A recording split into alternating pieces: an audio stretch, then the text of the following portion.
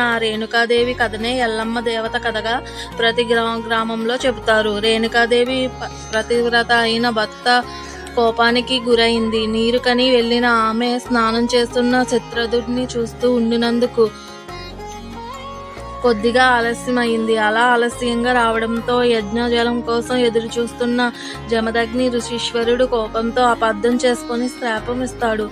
ఆమె అడవిలో గుర్తుపట్టలేని వికృతి ఆకారం దాల్చి కష్టాలను అనుభవించి చివరకు ముని ఉపదేశంతో కైలాసగంగ జలంలో మునిగి శాప విముక్తురాలు అవుతుంది. తన కూతురు జాడ తెలుపమని రేణుకాదేవి తండ్రి జమదగ్నిని నిలదీస్తున్న సమయంలో వచ్చిన శాప విముక్తురాలై రేణుక ఎల్లమ్మను చూసి జమదగ్ని కోపంతో ఆశ్రమ ప్రవేశం లేదని చెప్పినా మళ్ళీ ఎందుకు వచ్చావని అంటున్న అతని మాట వినకుండా నా భర్త పాదాల దగ్గరనే నేను ఉంటాను అని పట్టుబట్టిన రేణుక ఎల్లమ్మను భస్మం చేయడానికి తీర్థజలం ప్రయోగించడం